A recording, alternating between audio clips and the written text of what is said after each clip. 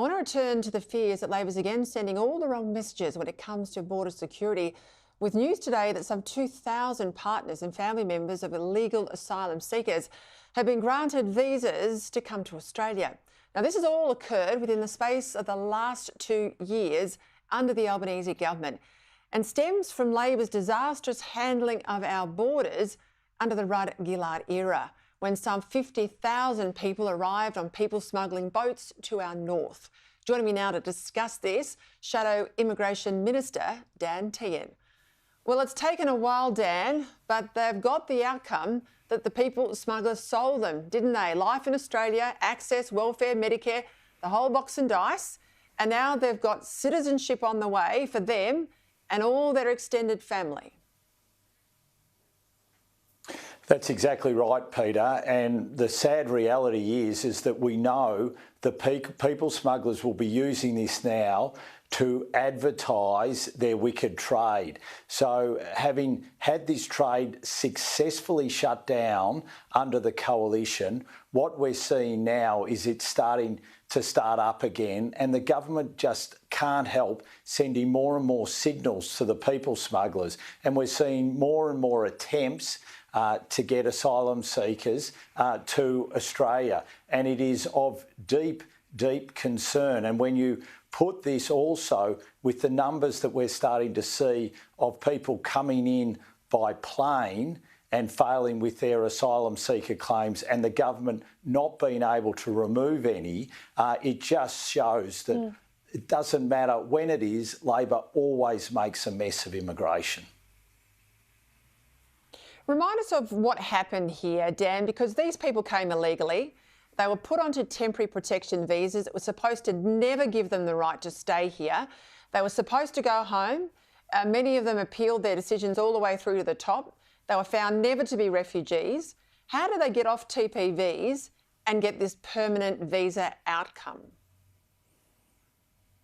Well, Anthony Albanese, before the last election, said that he would get rid of TPVs, and his former hapless Immigration Minister, Andrew Giles, said, OK, well, I will do that, and began putting them on the process to permanent residency.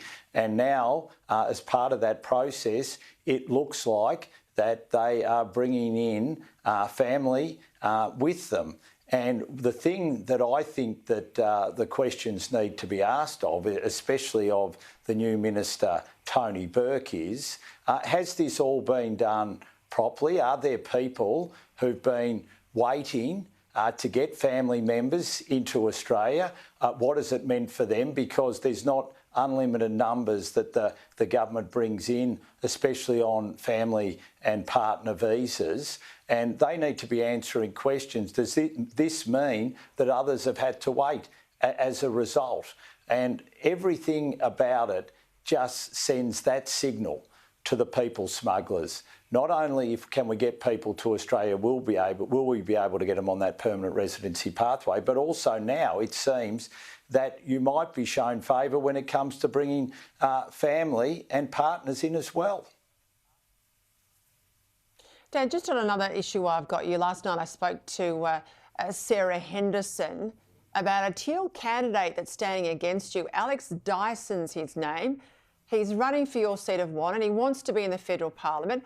She took issue with his suitability as a candidate because he was part of a radio segment on the ABC that invited listeners to link everyday topics to Adolf Hitler.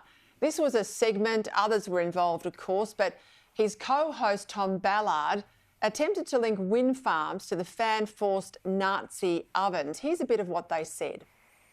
Yeah. You do wind farms, fans, you know, you have a fan in an oven, and then maybe... Fan-forced, no. No. Yeah, no, I don't see where you're going with that. Thank you very much, Gabby. Stay on the line and we will get you some prizes. Thanks, Gabby. Cheers. I think Tom was glad that we didn't see where he was going. Yeah. Look, the ABC apologised at the time. Your opponent did not apologise. He's apologising now in a way that it's all been picked up. He says it was inappropriate, it was in bad taste. He regrets that he didn't intervene sooner. You know, surely this disqualifies someone to run for federal parliament. Well, the Teals stand on integrity, Peter, as you know. And if they stand on integrity, well then serious questions need to be asked about this Teal. That's all I'll say. My focus is always on my community, the community of Wannon. We've had bushfires. There's bushfires at the moment. We've got a really dry spell. Farmers are crying out for water, and the federal government is failing to be able to deliver pipelines they promised to them. This is my focus, right on my electorate. But if the Teals are running on integrity, well, that segment, I think, says a lot about the Teals. All right, Dan Tehan, thank you.